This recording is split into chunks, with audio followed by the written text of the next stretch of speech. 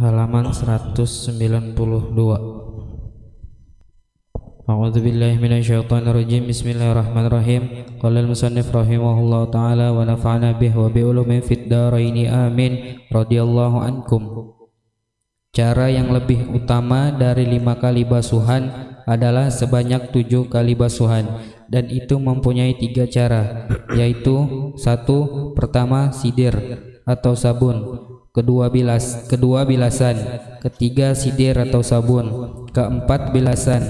Kelima, keenam, ketujuh dengan air murni. 2. Pertama, sidir atau sabun.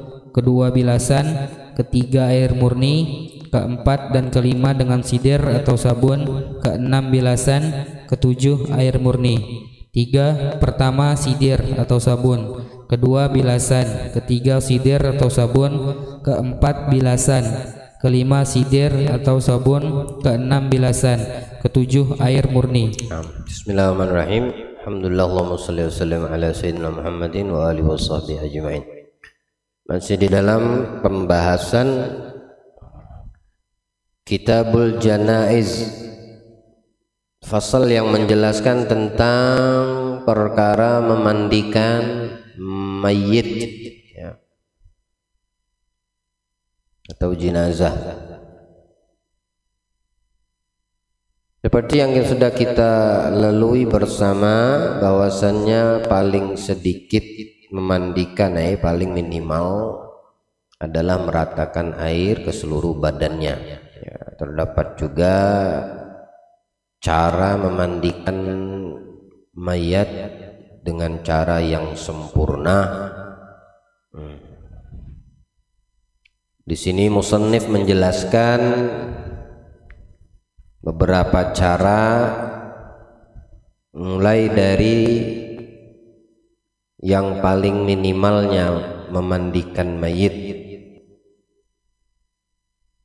kemudian cara yang utama, dan ada juga yang paling utama, ya, lebih utama. Jadi kalau kita katakan ada 3 tingkatan: minimal,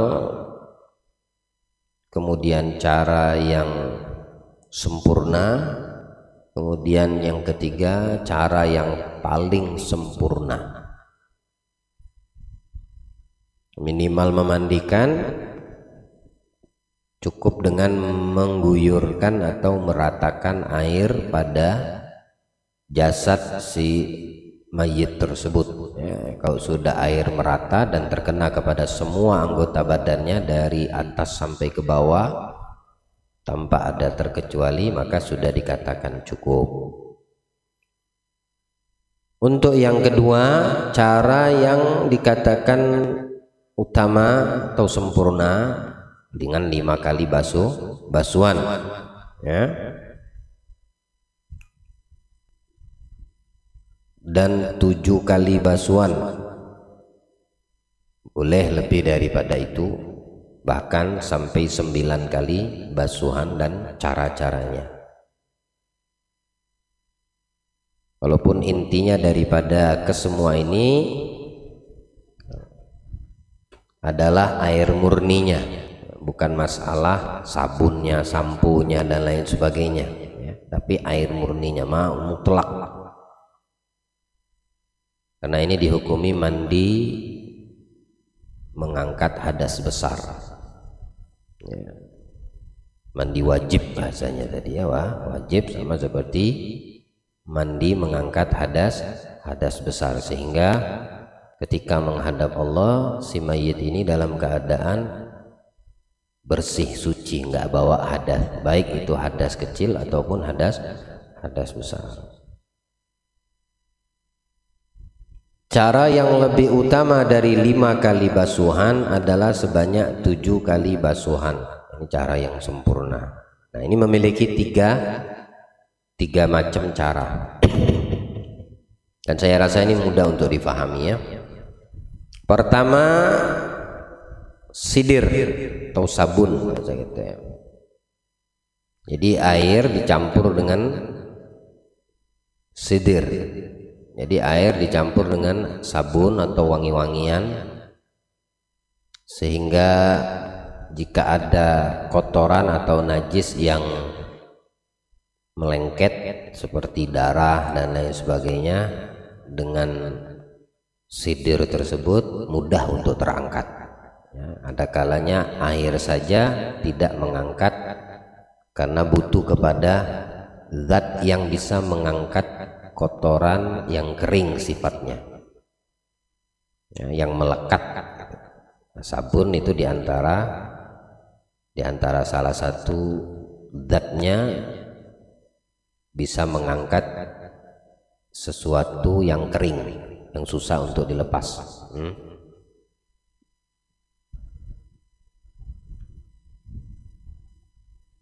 Setelah air tersebut dicampur dengan sabun, kemudian diratakan di tubuh si mayat ini, disiramkan. Ya.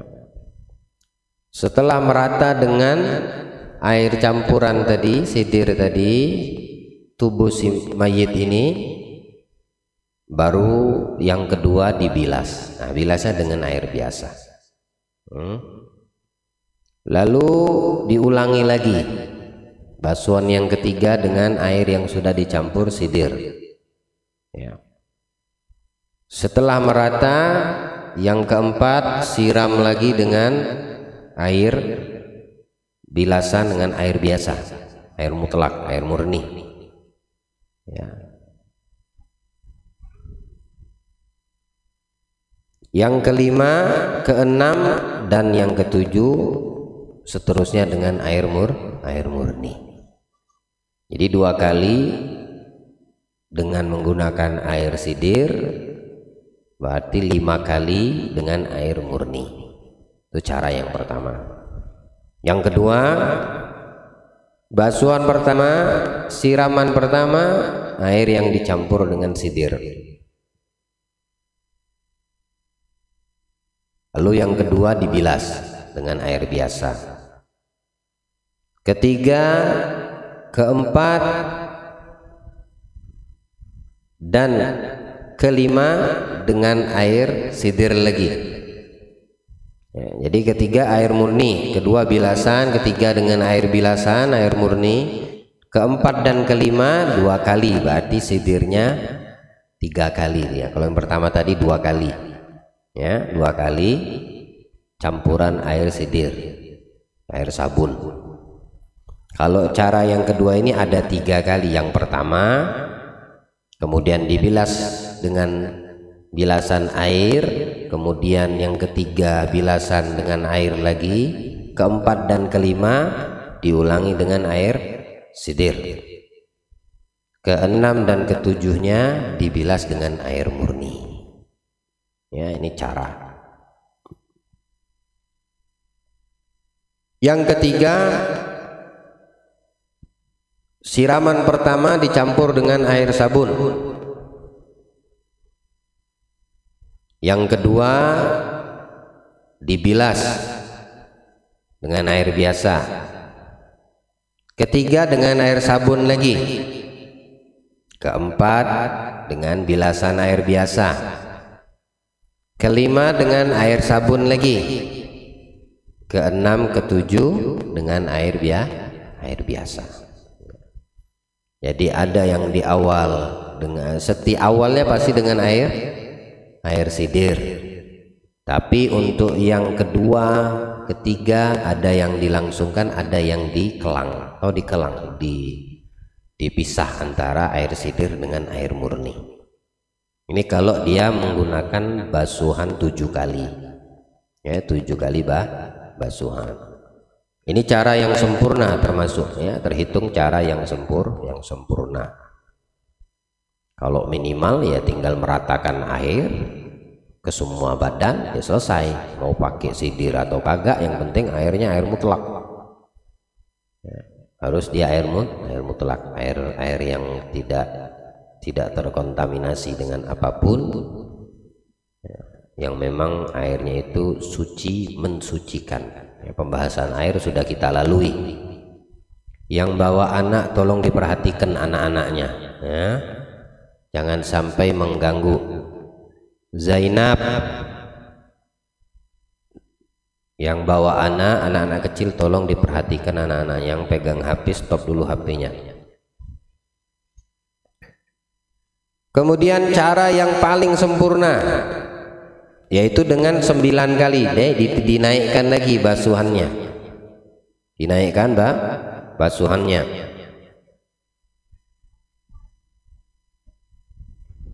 Ini mempunyai 2 cara kalau pakai 9 basuhan memandikan mayat. Ada 9 cara, ada 9 basuhan, ada 2 cara pelaksanaan. Pertama dengan sidir, kedua air bilasan, ketiga juga air bilasan murni, dan begitu selanjutnya sampai 3 kali dilakukan ya. Jadi pertama air sabun, kedua air biasa, dan ketiga air bilasan biasa. Itu baru 3 kali basuhan ya. Nah ini 9 kali basuhan, berarti diulangi dengan cara yang sama sebanyak 3 kali. Paham kira-kira? Nanti cara yang kedua, basuhan keempat, kelima, keenam. Nah itu basuhan yang keduanya. Keempat air sidir, 5, 6 pakai air biasa. Itu masuk basuhan kedua. Basuhan keenam, 7, 8, 9 sama juga seperti yang pertama. Ini cara yang pertama, sidir, bilas, dan air murni. Berarti 9 kali basuhan ya, 9 kali basuhan. Cara yang kedua, pertama dengan sabun, air sidir, kedua bilasan, ketiga sidir lagi, keempat bilasan, kelima sidir lagi, keenam bilasan, ketujuh, kedelapan, dan kesembilan air murni. Jadi disilang, sidir air murni, sidir air bilasan murni, sidir air bilasan murni, dan seterusnya sampai basuhan ke-9. Terhitung dia itu 1 kali basuhan ketika semua air itu sudah merata di badan si mayit. Itu dihitung 1 basuhan.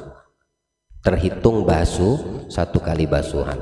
Kalau baru bagian depannya saja belum, masih setengah, berarti bagian belakang harus kena juga. Nah itu baru 1 basuh, 1 kali basuhan ya. Bukan 1 dayung itu 1 basuhan ya.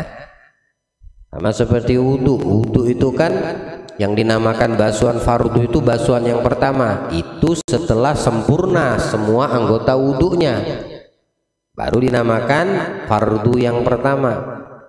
Kalau basuhan pertama cuma dapat separuh muka, itu belum namanya 1 basuhan, walaupun 2 kali dia menggayung air. Jadi semua anggota wudhunya, wajahnya sudah terkenakan air, misal pakai 10 gelas, ya itu baru 1 basuhan fardu namanya. Sama juga dengan yang dimaksudkan di sini, basuhan pertama itu ketika meliputi air semua anggota tubuh. Paham sampai situ? Ya. Baik. Sesungguhnya yang dianggap memandikan mayit dalam semua cara tersebut adalah yang menggunakan air murni. Air murni ini air mutlak. Air mutlak itu yang tidak terkontaminasi atau terikat dengan sesuatu apapun namanya. Murni. Ada berapa air mutlak seperti yang sudah kita lalui bersama? Air mutlak itu yang turun dari langit, yang dikeluarkan dari bumi ya. Ada berapa yang dari bumi? Air laut, air sungai, air sumur, air mata air.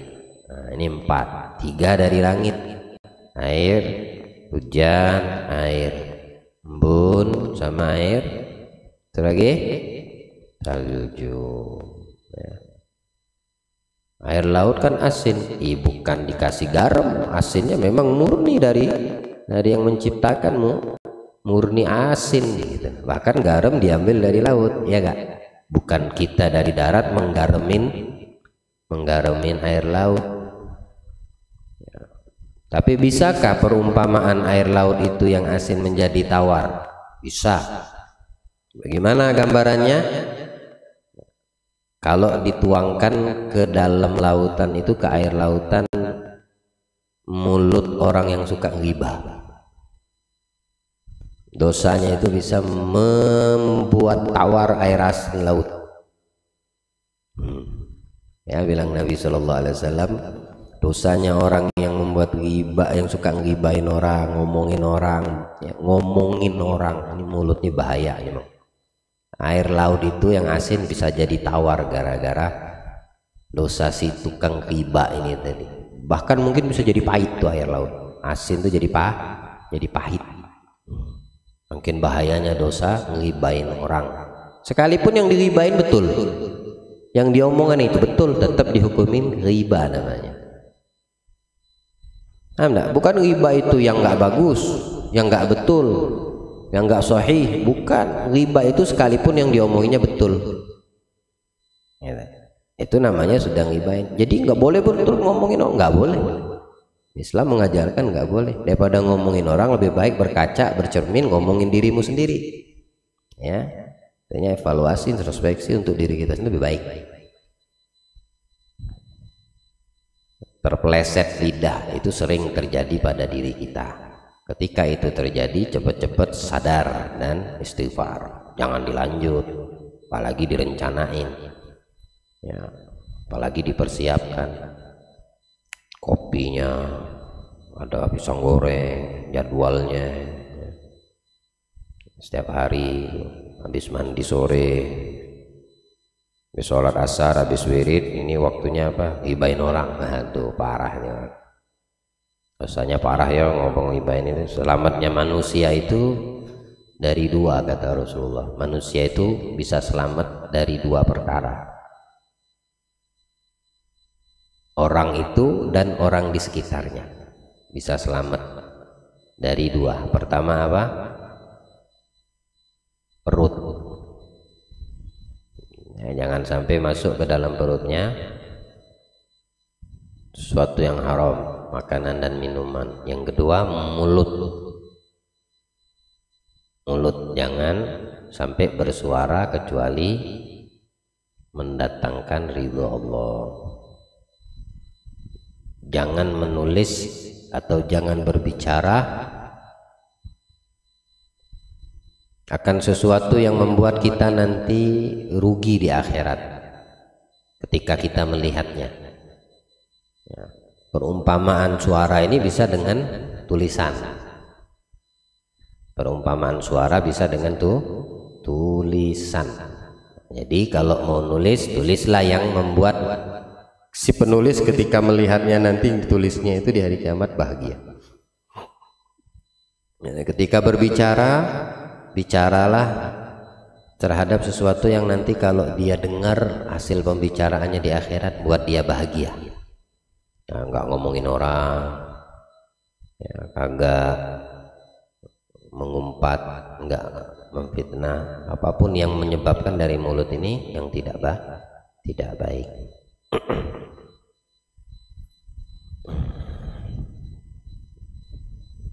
Itu air murni yang dimaksud ya di dalam penjelasan ini. Intinya daripada memandikan mayit tersebut adalah menggunakan air murni. Kalau seandainya ini kan di salon-salon ada mandi air susu gitu lah. Boleh enggak mayatnya mandikan air susu? Silakan. Tapi tetap harus pakai air murni. Ngawur juga kalau ada kejadian seperti mayat dikandi air mandi air susu. Apa enggak bilasnya air madu? Bilasnya pakai air madu sekalian. Yang mayat yang matinya ini seorang raja misalnya. Kan raja beda sama rakyat. Rakyat mandi air biasa. Raja harus mandi air susu. Nggak bisa, harus air murni. Mandi coklat ada juga ya. Kalau ke salon-salon tuh ya kan kita mandi coklat. Atau yang di dalam lebih paham mandi coklat untuk melenturkan kulit. untuk menghaluskan kulit, mandi susu, mandi coklat. Mandi apa lagi Bu yang ada di sana di salon di zaman sekarang ini? Susu sama coklat yang pernah saya dengar. Betul ya? Mandi apa lagi ada? Mandi apa lagi yang pernah kalian? Susu, coklat, apa lagi? Rendang? Mandi kembang ya. Tetap harus dibilas dengan air murni ya. Nah kalau ente mandi susu, mandi coklat, ndak bilas kah habisnya? Mandi air susu aja gitu, mandi air coklat aja gitu, ndak bilas air murni kah? Kalau yang suka ke salon-salon ini, ibu-ibu di dalam nih suka ke salon kah? Pernahkah mandi air susu, mandi air coklat? Ada yang pernah? Nah kalau pernah, habis mandi susu tuh langsung pakai handuk ya? Atau dibilas lagi pakai air murni? Bilas lagi. Kalau enggak bilas begitu, mandi coklat keluar bawa semut kau. Tidur kau dikerubut sama tawon ya, bukan semut lagi itu, macam-macam binatang merapat. Pasti dibilas sama air murni. Kayak gini juga ini maksud ya, pakai air sabun, nanti dibilas pakai air murni. Kayak mandi biasa, mandi kita bagaimana orang lagi hidup, mandi pakai sabun enggak? Pakai sabun biar apa? Biar segar, biar kumannya terlepas dari tubuh kita yang melengket, hilang, baru nanti bilas pakai air biasa. Enggak mungkin habis pakai sabun enggak dibilas sama air biasa langsung berhanduk, lengket badan kita, enggak nyaman. Jadi walaupun wangi, mayat begitu juga sama kayak ya. Beberapa hal yang disunnahkan saat memandikan mayit adalah memandikan dalam ruangan tersendiri, jangan di tempat terbuka. Kalau mandikan mayat ya, kita masih hidup, mandi di mana? Di tempat terbuka kan? Enggak lah, di kamar mandi tertutup, ada pintunya, ada tabirnya. Kalau dia mandinya di tengah hutan, cari tempat yang tertutup ya, misalnya yang di daerah pedalaman ya. Pokoknya tempatnya terpisah, tertutup biar terhindar daripada mata manusia ya. Tidak termasuk kecuali orang yang memandikan. Nah iyalah, kalau dia mandi sendiri berarti masih hidup, mesti ada yang memandikan masuk ke dalam ruangan tersebut atau yang menjadi pembantunya. Kalau dia bisa sendiri, sana bisa sendirian, nah, udah terserah dia. Mana butuh asisten, bantu, yang bantu aja. Ahli waris diperbolehkan ya, kerabat mayitnya atau ahli waris terdekat. Memandikan dengan tempat yang agak terangkat, murtafi, bukan melantai ya, bukan melantai. Jadi tumpahan air dari jasad tadi tidak masih menempel di badannya kalau melantai, tapi dia netes, tumpah, jatuh gitu. Kayak kita tuh ada tempat pemandian jenazah itu yang apa namanya itu pakai gedebong pisang, kadang tuh tumpahan air najisnya disalurkan pakai selang kemana gitu, bukan melantai di lantai. Nah, ada sebagian tempat memandikan jenazah melantai ya. Khawatirnya nanti najisnya masih kena di badannya lagi, kan tumpahan airnya berkubangnya di situ aja, kayaknya dia tidak terpisah.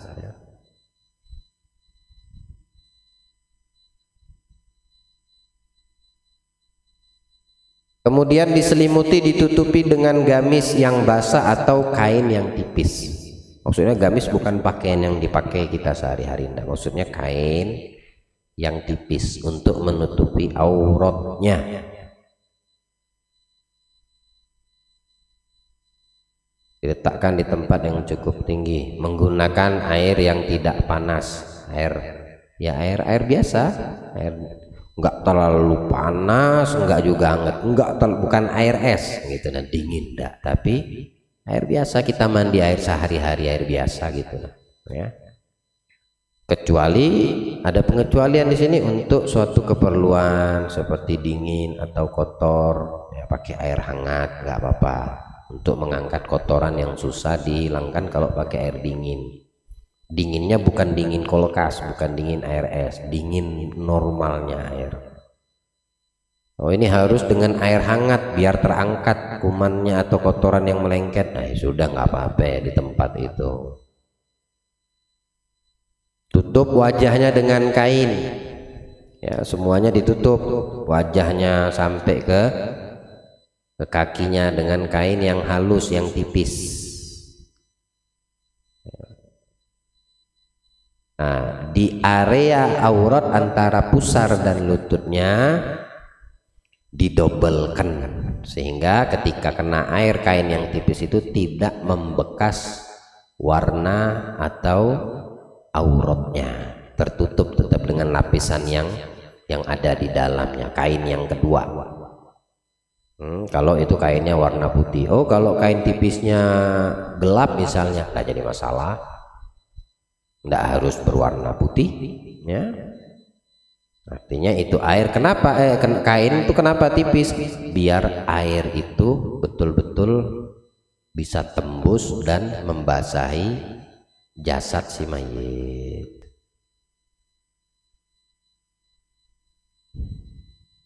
Orang yang memandikan hendaklah tidak melihat selain auratnya, jadi tidak boleh auratnya dilihat. Ya, kalau memang harus seperlunya saja.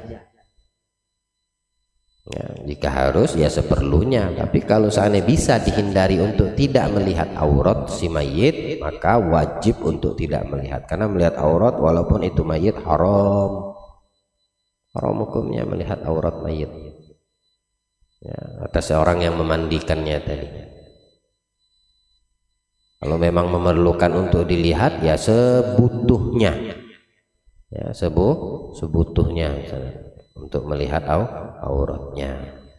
Misal yang meninggal tadi itu belum disunat, mau disunat boleh enggak? Ya sunat, nggak mungkin enggak melihat tukang sunatnya, akhirnya salah potong deh. Mestinya yang dipotong gulfatul aglab, kulitnya yang biasa orang sunat, ini kepotong sak burung-burungnya. Ya. Oh, ada najis yang luka, yang apa namanya kecelakaan, lukanya di bagian auratnya, ini ndak bisa ndak dilihat kalau mesti dijahit misalnya sama dokter. Ya udah boleh buat, nah, auratnya terbuka tapi seperlunya, nah, seperlunya. Ta'ala tidak melihat selain auratnya kecuali sekedar diperlukan, sedangkan melihat aurat adalah haram hukumnya. Nah, jadi ini cara memandikan mayit. Sampai di sini ada yang mau ditanyakan? Kira-kira ada yang tidak difahami?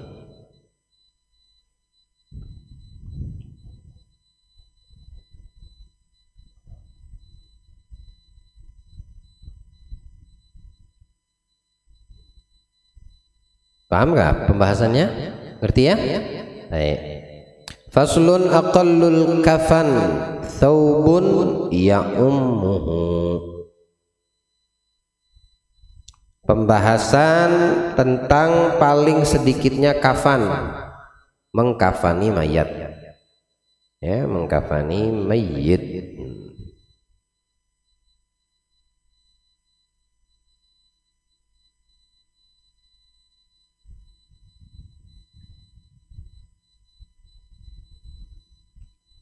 Pakaian yang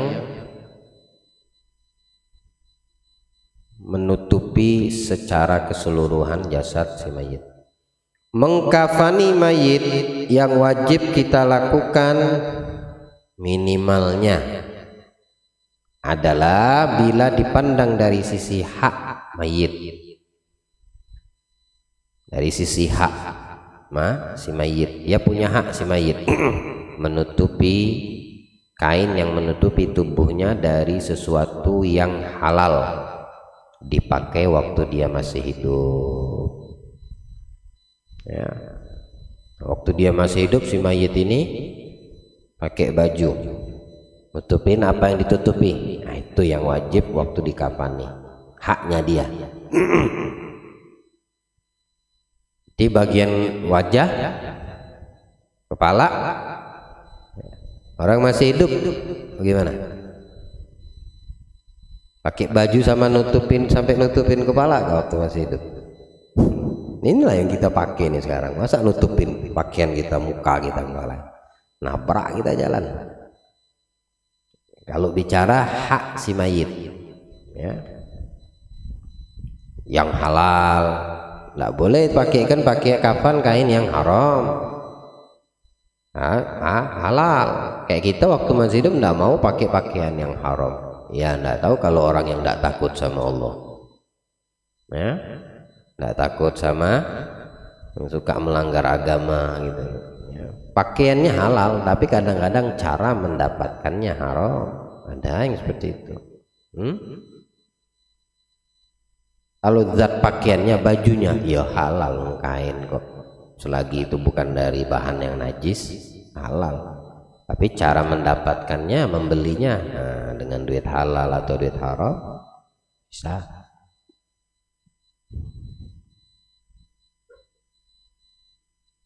Walaupun dikafani dari harta orang lain, tidak jadi masalah. Ya, tidak jadi masalah.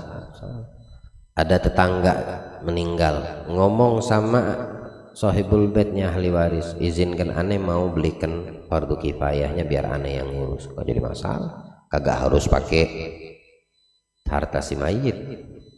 Artinya kita bersedekah, berhadiah untuk urusan kafannya, kain kafannya, perlengkapan fardu kifayahnya, misalnya pakai harta orang lain, gak jadi masalah, ya.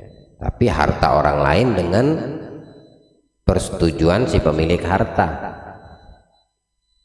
bukan harta orang lain yang diambil sama si mayit atau ahli warisnya dan mengetahui itu harta orang lain kemudian itu yang dipakai, ya jadinya haram. Bukan miliknya dia kok, ya, bukan miliknya dia. Seperti orang yang korupsi atau yang penipu untuk mendapatkan harta kekayaan, kemudian meninggal dengan harta dia korupsi tadi, itu kan bukan punya dia, penipuan, dan itu dengan hasil tipuan dibelikan itu untuk kafan fardu kifayah. Berarti dia telah mengkafani si mayit dengan kain yang haram, dengan kain yang haram.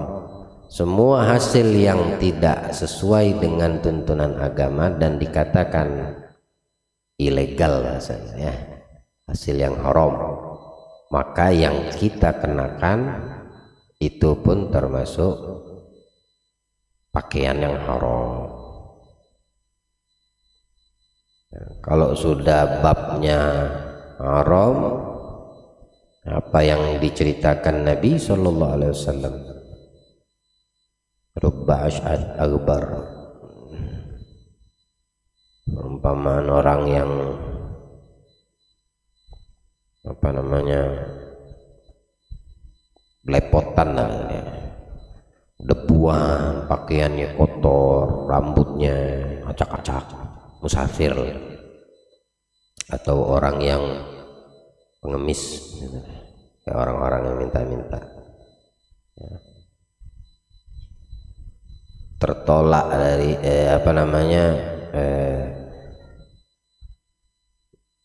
memohon kepada Allah, minta kepada Allah, tertolak dari pintu ke pintu, datang main pintu ini tidak diterima, tidak disenengin, diusir, tidak diterima gitu. Kemudian dia menengadakan tangannya memanggil nama Allah, ya Rabb, ya Rabb. Udah minta sama manusia nggak ada yang bantu, akhirnya minta sama Allah. Tapi kata Nabi, makanannya haram, minumannya haram, kemudian yang disusuinya haram,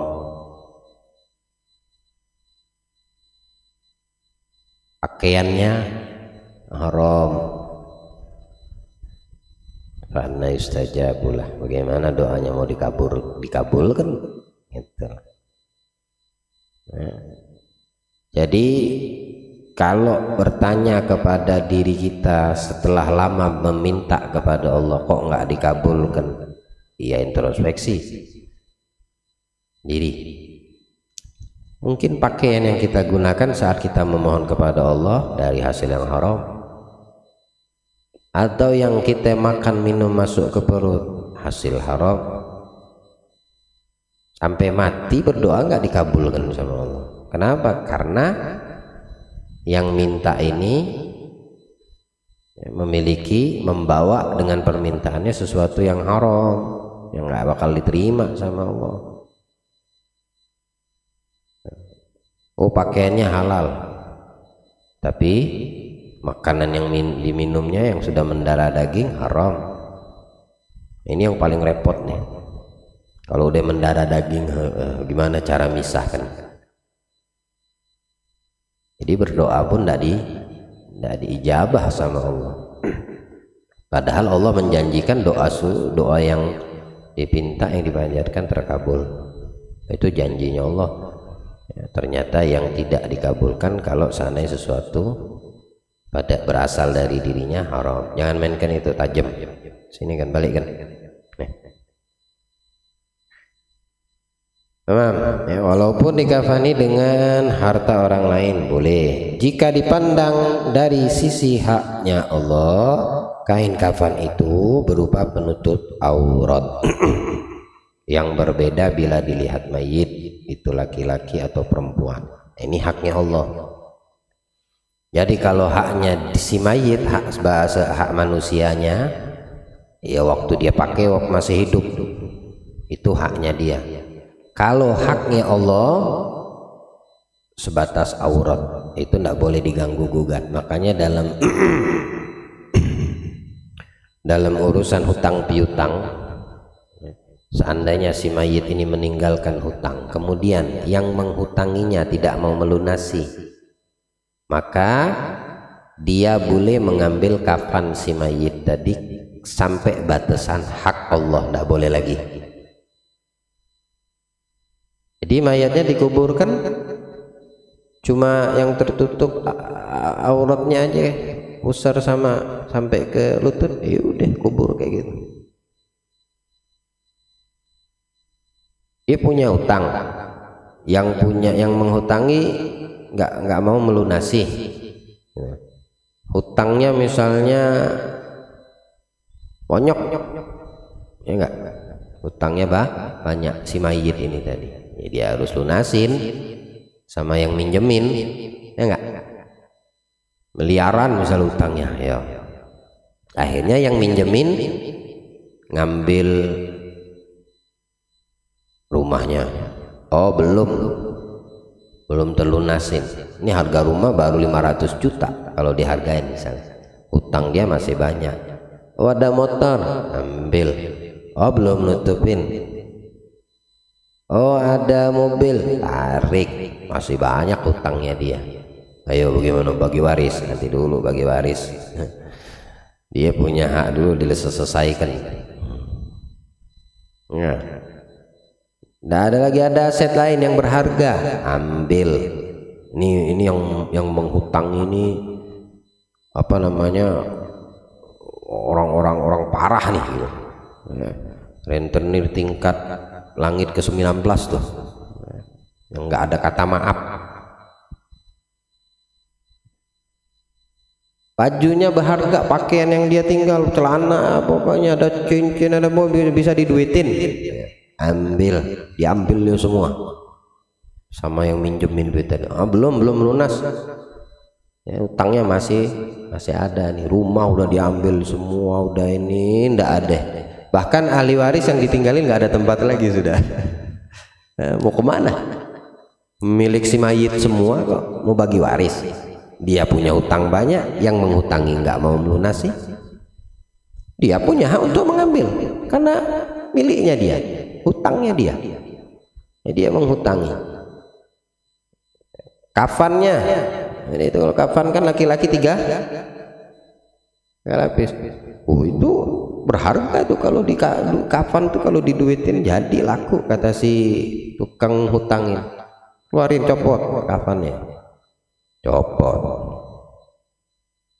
Masih tersisa satu lapis saja yang untuk menutupi pakaian dia dari leher sampai ke kakinya misalnya tadi, atau menutupin lapisan menutupin badannya, tubuh si mayit. Enggak, Ana juga mau ambil itu biar dia telanjang. Enggak boleh telanjang, karena ada haknya Allah di situ. Mana yang menutupi aurat? Oke, batasan auratnya mana? Nanya sama si tukang yang minjemin duit ini tadi. Batasannya dari pusar sampai lutut, itu batas, itu hak Allah. Potong kata si itu tadi, sini kan kainnya. Masya Allah, parah nih orang yang minjemin duit kayak gitu. Pokoknya dibilang menurut dia berharga diambil, boleh, wajib kasih. Mau ngomong apa kita? Mau ngomong apa? Itu haknya yang minjemin duit kok. Ya, jadi tidak ada sama sekali kecuali yang dia tinggalkan yang menjadi haknya Allah. Apa? Kain kafan itu berupa penutup aurat. Itu tergantung mayitnya laki atau perempuan. Nah, kalau mayitnya laki-laki ya tadi antara pusar dan lutut auratnya. Kalau perempuan ya, bukan dilihat dari budak atau merdeka, maka mayit mempunyai hak untuk menghapus kain yang melebihi dari penutup aurat menurut Ibnu Hajar. Ya, berbeda dengan Syekh Muhammad Romli. Ya. Para piutang mempunyai hak untuk mencegah mayit itu dikafain. Piutang ini yang meminjamkan ya. Kalau hutang dia yang berhutang, piutang yang menghutangi ya. Dia punya hak untuk mencegah si mayit itu dikafani dengan 2 atau 3 kain kafan. Loh, dia punya hak. Ya. Kalau laki-laki 3 kafan diambil 2 sama dia, dia punya hak si piutang ini tadi. Hingga sampai ke mana? Sampai ke batasan aurat, sampai ke menjadi hak milik Allah. Sedangkan ahli waris mempunyai hak untuk mencegah mayit itu dikafani lebih dari 3 kain kafan. Dia punya juga ahli warisnya mencegah si mayit untuk dikafani lebih dari 3 kafan. Ya banyak duit ya, mana mau kafanin orang tua anak-anaknya lebih dari 3 kafan, dia punya hak ya. Tapi kalau batasan ininya 3 laki-laki, 5 lapis perempuan. Lapisan pertama menutupi daripada badannya, lapisan kedua untuk laki-laki gamisnya, atau untuk perempuan mukenanya biasanya gitu ya. Nah, kayak di sholat ya, kayak kita lagi sholat pakai. Lapisan ketiga penutupnya untuk laki-laki. Ya, kalau untuk perempuan lapisan ketiga adalah lapisan pertama badannya, lapisan kedua bajunya, mukenanya, lapisan ketiga untuk menutupin aurat kepalanya ya, mukena masih hitungannya, lapisan keempat kelima menutupi tubuhnya untuk perempuan. Namun tidak punya hak mencegah mayit itu dikafani dengan 3 kain kafan. Ini ahli warisnya, dia tidak punya hak mencegah mayit itu dikafani dengan 3 kain kafan. Tidak boleh ahli waris untuk dia, tidak punya hak untuk itu ya. Intinya kalau seandainya urusan hutang piutang ini masalahnya dengan manusia, sesama manusia, bukan sama Allah ya. Kalau kita punya hutang jangan lupa catat ya. Bisa bayar, yang penting tidak dilupakan hutang. Jangan pernah lupa sama hutang. Bagus lagi kalau tidak punya hutang, ketika ada kelebihan untuk membayar, bayarkan hutang. Jangan pura-pura tidak tahu. Jangan kalau punya hutang malu untuk bertemu. Kita punya, kadang-kadang seperti itu manusia. Aduh, enak aku ada hutang sama dia. Ketemu di jalan, lewat jalur lain. menghindar kayak gitu, ngomong apa adanya, nggak ada ya nggak ada, belum bisa bayar saat ini ya belum bisa bayar. Tapi jangan ketika ada dan bisa membayar nggak dibayar. Ini penyakit juga, penyakit orang yang berhutang. Kalau dia lagi ada kelebihan, nantilah tak bayar nanti gitu. Nantilah gampang. Bahasanya, peribahasanya apa itu, bahasa gaulnya ya, pernah dengar saya di waktu berhutang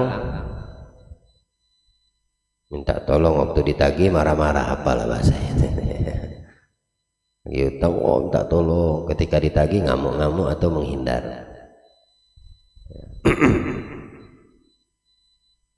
Dan kita ini kalau mati dalam keadaan bawa utang itu ndak, jasad kita dikubur itu panas ya, nggak ada adem sama sekali, panas. Walaupun yang meninggal itu min ahlil khair, dari orang yang baik. Kayaknya kalau seandainya kita menghutangi, jangan juga tidak dicatat. Sekalipun kita banyak duit tetap kita harus mencatat. Seandainya kita ingin melunaskan dengan meringankan yang berhutang, lunasin, bilang sama ahli waris, ente punya, almarhum punya utang sama anak tapi anak sudah lunasin ya, nah hadiahkan dah anak, katakan itu hutang. Nah, karakter seperti itu ada karakter yang menagih. Almarhum punya hutang, nah ini hutangnya sekian totalnya, ya enggak bilang melunasi, ngerti ya lah ahli waris, maksudnya bayar gitu. Atau dia cuma sekedar mengingatkan, nanti kalau ada rezeki ya bayar. Tapi kalau seandainya bisa mati dalam keadaan tidak bawa hutang, ini hubungannya bukan sama Allah. Kalau sama Allah enak lunasin, Allah itu maha rahmat rahim, kasih sayangnya luar biasa. Tapi kalau manusia repot ya, syukur-syukur dia mau melunasin, kalau nggak dilunasin ya susah. Seperti itu juga pembagian harta waris, mana bisa langsung main bagi-bagi. Ahli waris itu wajib menanyakan kepada siapa yang dekat sama almarhum yang meninggalkan warisan, adakah dia berhutang, adakah dia punya hutang di masa hidupnya. Hutangnya pertama hutang kepada Allah dulu ditanya. Apa contohnya hutang pada Allah ditanya? Artinya Allah ditanya? Enggak, lihat waktu dia masih hidup, dia ini sudah haji belum? Mampu tak waktu masih hidup dia menunaikan ibadah haji? Hak haji itu hak Allah. Ada kalanya ketika manusia itu mampu untuk haji, dia tidak haji, kemudian mati belum menunaikan hak Allah ya. Dia mampu, duitnya miliaran, nominal nggak terhitung, bank minjem duit sama dia, keren kan, tapi haji belum. Alasan apa? Super duper sibuk sehingga tidak ada waktu untuk menunaikan ibadah haji. Orang bisnis nih, bisnisnya besar, duitnya tidak terhitung. Untuk haji itu tidak ada waktu, mati. Maka dia punya hutang sama Allah. Ahli waris mengambil daripada hartanya untuk menghajikannya, menghajikannya. Itu haknya Allah. Baru hak sesama makhluk manusia. Adakah hutang sama ini? Ada, bayar. Adakah hutang sama sono? Ada, bayar. Berapa? Bayar. Bayar, sisanya 100.000. Nah, itulah jadi ahli waris. Bagi-bagilah kalian. Nah, bagi. Jadi bukan mati langsung bagi waris. Selesaikan dulu haknya si mayit dalam urusan hutang piutang, hutang sama Allah dan hutang sama manusia. Baru sisanya ketika nggak ada lagi kaitan dengan Allah dan manusia, baru itu jadi hak ahli waris. La ilaha illallah. Mau jauhkan kita daripada hutang, ya.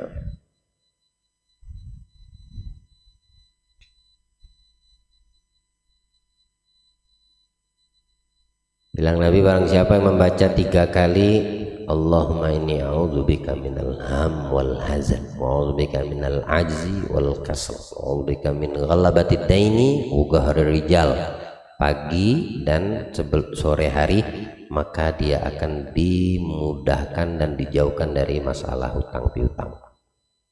Artinya Allah akan cukupkan rezekinya sehingga dia tidak berhutang. Kalau dia ada hutang, dimudahkan Allah untuk membayar hutangnya. Ada di mana itu bacaan? Wirdul Latif. Baca Wirdul Latif itu semua komplit isinya amalan, ada semua di Wirdul Latif. Ya, dia mau minta amalan, ada semua di Wirdul Latif. Baca aja udah. Pagi baca habis sholat subuh, habis sholat asar sebelum maghrib baca Wirdul Latif. Tapi istiqomah bacanya, jangan sesekali. Pengen baca-baca, begitu lilit hutang baca, nggak terlilit hutang, luas rizkinya, lupa. Nah, orang yang beriman itu yang istiqomah dalam kebaikan selalu dijaga. Ya, mau gunung pindah, ya mau langit ke bawah, bumi ke atas, tetap dia jalan apa yang dilakukan dari kebaikan, tidak berubah dia.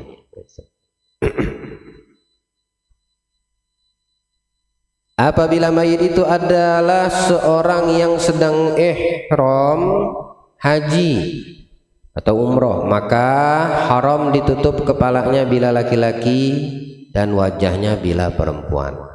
Dia masih ihram belum tahallul, dia lagi ihram haji atau lagi ihram umroh, nah, belum tahallul meninggal. Nah, ya. Jadi kalau untuk laki-laki kepalanya haram ditutup, perempuan wajahnya haram ditutup. Kenapa? Karena mereka dalam keadaan ihram, masih dalam keadaan ihram. Nah, kecuali kalau mereka sudah tahallul. Kalau haji ada 2 tahallul, tahallul pertama sama tahallul kedua. Kalau umroh cuma 1 tahallul aja. Lagi tawaf meninggal, lagi sa'i meninggal, nah, belum tahallul tuh. Kafani udah. Tapi haram untuk laki-laki kepalanya ditutup, wajahnya untuk perempuan haram ditutup karena dia masih dalam keadaan ya. Itu paling sedikitnya mengkafani mayit. Paham nggak sampai situ? Yang mau ditanyakan?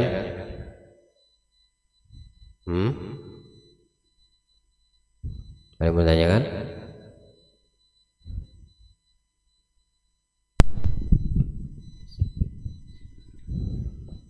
Kalau seandainya setelah kita mengkafani keluar darah kayak mana tuh? Apakah dikembalikan, misalnya dimandikan lagi? Enggak dimandikan, dibersihkan najisnya aja dibersihkan dan ditambal dengan apa yang bisa menahan darah tersebut, ya, dengan kapas atau dengan kain kasar, dengan apapun yang bisa menutup biar najis yang keluar tadi tidak berketerusan. Ada luka misalnya yang tidak henti-henti mengeluarkan darah, misal kadangnya dari telinganya dah berhenti terus, itu biasanya kalau seandainya ada orang yang meninggalnya pendarahan kayak gitu ya, darahnya tuh non-stop keluar, ya deh tambal dengan kapas semampunya atau dengan sesuatu yang bisa menahan darah tersebut tidak keluar terus, jadi tertahan di situ dan segera di kafan dan segera dikebumikan. Tapi ketika kelihatan ada najis di situ di kain, ya ganti aja kainnya, bukan mayatnya diulangi mandi, enggak, ya. Tempat najisnya dibersihkan. Kalau yang najis tadi keluar, entah itu darah, nanah atau apa, tidak berhenti, maksimalkan ditutup, cepat dikafan, sholat, kuburkan. Karena memang tidak bisa ditahan lagi, misalnya tidak bisa ditahan untuk ditutup ya. Misalnya dari kuping, dari hidung atau dari mata keluar darah nonstop, orang pendarahan itu ditutup maksimalnya, langsung cepat diproses dan dikuburkan. Tak mungkin dijahit hidung mulutnya biar tidak ditutup, biar ditutup dan tidak keluar, tidak, tapi dimaksimalkan dengan apa namanya, kain atau kapas. Kemudian cepat ditutup, kafan, sholati, langsung kuburkan. Kalau enggak nanti najisnya keluar lagi. Tapi kalau sudah di dalam tanah, sudah dikubur, nggak jadi masalah.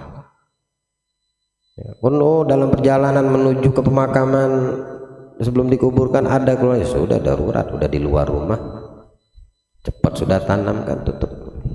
Ya, nggak bisa kita mau menutup. Ada kejadian seperti itu, ya memang ada kadang seperti itu. Kalau meninggal pendarahan, meninggal kecelakaan atau meninggal apa gitu yang tidak darahnya itu belum tuntas gitu, akan mengeluarkan darah terus. Najis itu harus dibersihkan ya. Kalau dipakai di kainnya itu ada najis, cepat diganti, cepat diproses, cepat dikubur.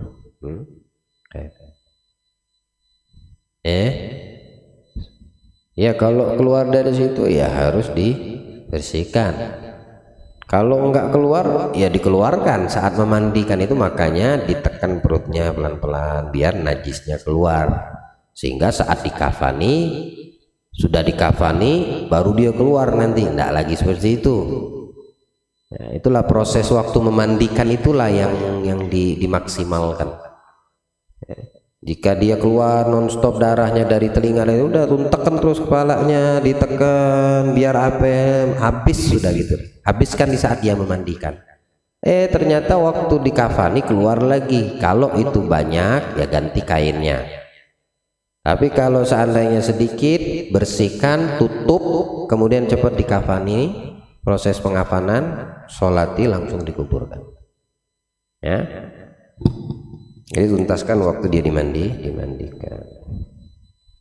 Ada yang bertanya lagi?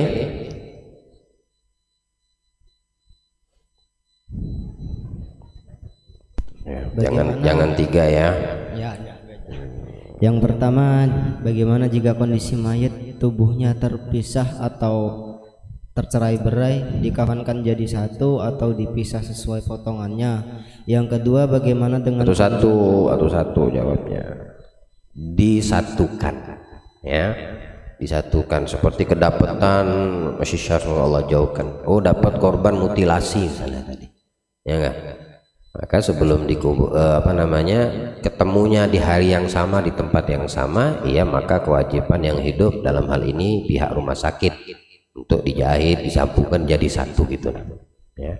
Kemudian dikafani, sholat, dikuburkan.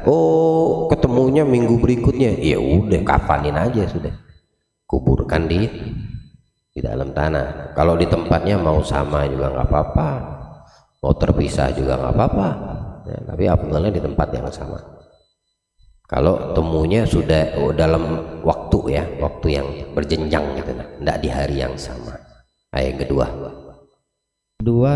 dengan kondisi mayat ibu hamil, baik itu yang sudah menjadi janin ditiupkan ruh atau belum menjadi janin yang ditiupkan ruh, itu mayatnya janin harus dikeluarkan, dikafani sendiri atau dikafani bersama ibunya? Kalau belum masih hidup, keluarkan janinnya. Meninggal di dalam kandungan, sudah biarin di dalam perutnya, nggak perlu dikafani, maksudnya dikeluarkan, dimandikan, dikafankan gitu. Lah itu perut ibunya udah kafan untuk dia. Jadi tinggal ibunya aja langsung dikafanin, kuburkan sebagaimana umumnya prosesi mayit ya, bukan janinnya dikeluarkan karena sudah tidak bernyawa kemudian dimandikan, diinikan, dikafani. Nah, itu namanya boleh menyiksa namanya. Kecuali kalau mayitnya masih hidup. Ini udah dikubur, nggak tahu kedengaran suara bayi. Nah, misalnya tadi ternyata ibu yang hamil besar yang meninggal ini ya, bayinya masih hidup, bongkar, buka lagi kuburannya, keluarkan bayinya, selamatkan. Habisnya tanam lagi si ibunya, kuburkan lagi ya. Kalau ibunya hidup lagi, ya udah Loh, kok serem? Allah mau berkehendak gimana? Gitu. Hidup semua jadinya. Berarti tutup lagi aja tanah yang dibongkar yang pernah dimasukin manusia tadi untuk next mayit. Yang menanya lagi di luar? Di belakang, yang di dalam, tandain ya, batasin di situ. Insyaallah nanti ba'dal maulid kita lanjutkan. Ada yang tanya? Saya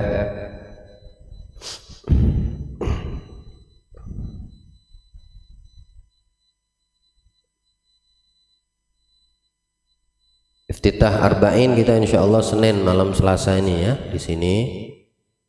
Alhamdulillah Allah panjangkan umur, sehat afiat. Ya. Boleh dicatat niat untuk menghadiri majelis maulid yang mungkin selama ini kita belum mengetahui ya. Yang diajarkan oleh para ulama, guru-guru kita. Dan ini diniatkan di dalam hati sebelum kita menghadiri majelis maulid. Setiap kita mau menghadiri majelis maulid, niatkan di rumah. Baru nanti kita berjalan menuju ke lokasi acara. Apa yang pertama diniatkan? Meniatkan menghadiri majelis sholawat Rasul sebagaimana yang diniatkan oleh orang-orang sholihin daripada ulama-ulama, orang-orang yang soleh ya. Jadi aku niatkan menghadiri majelis maulid ya Allah dengan niat para ulama daripada orang-orang yang soleh. Kemudian yang kedua, niat menghadiri majelis maulid untuk mendengarkan sejarah kehidupan Nabi besar Muhammad. Nah, yang dibacakan di maulid itu adalah sejarah beliau biar dapat berkahnya. Kemudian yang berikutnya untuk mendapatkan nasihat dan petunjuk. Jadi kita menghadiri maulid itu untuk mendengarkan nasihat. Diresepin saat kita membacakan niat ini di dalam hati itu diresepi. Ya, sehingga kita waktu datang ke majelis maulid itu nggak ngobrol, ya nggak bercanda. Kenapa? Kalau yang seperti itu mereka nih nggak paham apa tujuan maksud dia menghadiri. Tidak sedikit kita dapetin orang yang seperti ini ketika hadir maulid, mereka ngobrol, mereka main HP karena mereka tidak ngerti apa maksud dan tujuan hadir, bahkan mengganggu orang-orang yang paham, yang datang tuh dengan niat yang baik ya. Kemudian niat yang berikutnya untuk mendapatkan pujian ya, sifat atau sikap yang terpuji ya, bisa meniru ya, sikap terpuji yang ada pada Nabi Muhammad. Itu niatnya. Apa yang kita dapatkan dari sosok Nabi kita Muhammad saat kita menghadiri majelis maulid selama 40 malam ya. Selama 1 bulan tiap malam niatkan sebelum kita menuju ke lokasi acara ya, dari rumah tuh sudah niatkan. Habis maghrib tuh sudah niatkan, habis sholat maghrib atau habis sholat isya niatkan ya. Wana nggak hafal niatnya kan ente catat, makanya ente bisa baca dalam hati, niat resepin, bisnya bismillah keluar. Kemudian niat yang berikutnya untuk mengisi umur dengan kebaikan, mengisi umur dengan amal soleh atau kebaikan. Ente sholawat di sana, ente istighfar di dalam, ente mohon ampun, ente mendengarkan kajian itu, umur kita itu tidak sia-sia, bermanfaat ya, pada hal-hal yang mendatangkan kebaikan. Nah, itu niatnya. Apalagi setelahnya untuk memperbanyak pahala dan memberatkan timbangan amal kebaikan. Itu diantara niat kita menghadiri majelis, karena majelis sholawat ini, orang yang bersolawat itu pahalanya tidak bisa dihitung, tidak ada malaikat yang bisa menghitung. Jadi rugi kalau kita hadir ya tanpa mengetahui keutamaan menghadiri tersebut. Ya, ketika kita mengetahui keutamaannya, oh semangat kita mau hadir. Ya. Yang berikutnya, dengan niat Allah menganugerahkan untuk kita akhlak dan budi pekerti yang mulia. Seperti siapa? Ya akhlaknya Nabi, akhlaknya orang-orang yang bersama Nabi, akhlaknya orang-orang beriman yang mengikuti akhlaknya Nabi. Niat biar timbul akhlak yang baik dari diri kita. Dengan niat seperti ini Allah akan ubah gitu. Mungkin akhlak kita baik, lepas daripada hadir maulid lebih baik lagi akhlak kita.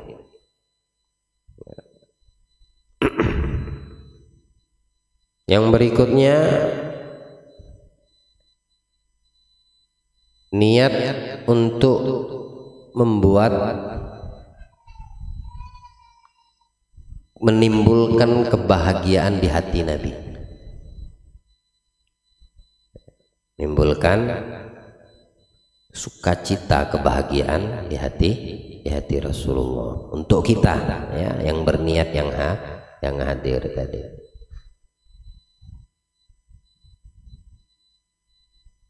Dan yang terakhir, dengan niat apa? Berharap mudah-mudahan Allah memuliakan kita bisa memandang wajah Nabi Muhammad Sallallahu Alaihi Wasallam. Itu paling tingginya mulia, niat yang paling mulia ya, bisa memandang wajah Nabi Sallallahu Alaihi Wasallam. Artinya baik di dunia masa hidup kita atau nanti di akhirat. Tapi orang yang bisa melihat Nabi di masa hidupnya ya, pasti mereka akan melihat wajah Nabi di yaumil mahsyar. Ini niat mulia, Allah memuliakan kita untuk perkara tersebut ya.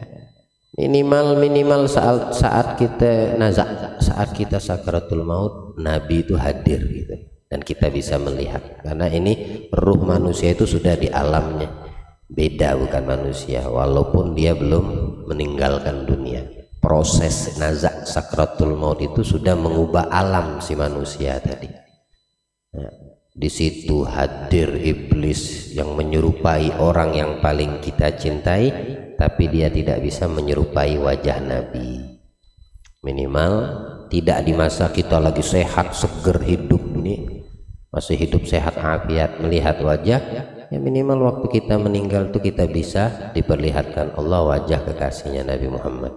Nah, ini butuh kesungguhan. Niat ini jangan juga dibohongi.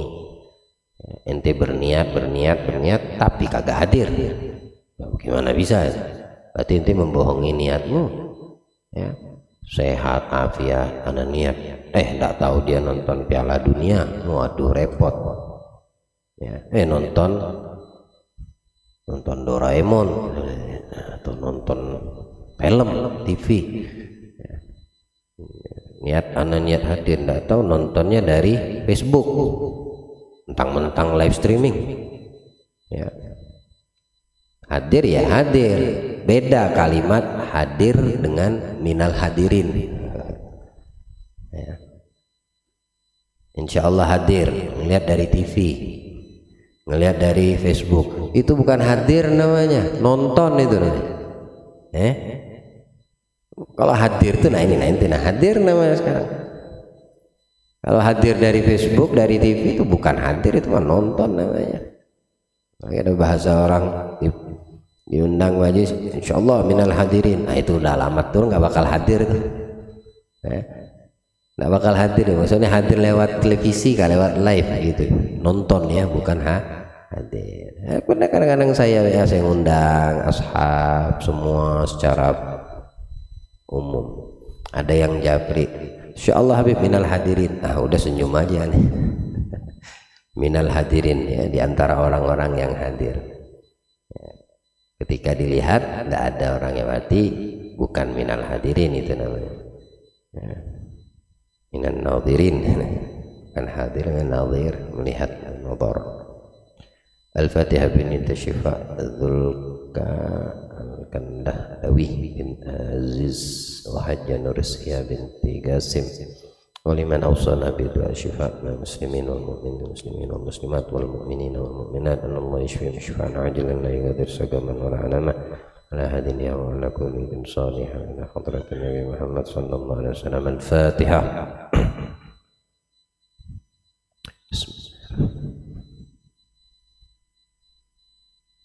Iyyaka na'budu wa iyyaka nasta'in ghairil maghdubi 'alaihim waladdallin amin. Ya Rabbu ya Karimu ya Hayyu ya Qayyumu ya Mamin Rahimu wa fadluhu amimu ya Sami'a du'ai wa rafi'a samai ya Dzal Hatani wal judi wal ihsani aslih lana sarira wa nawwiril basira wa aslihil quluba waghfir lana dhunuba wastur lana al-uyuba wa a'tina al-mahbuba wa akshifil kuruba wa akfina al-marhuba ahsin kama ahsanta wastur kama satarta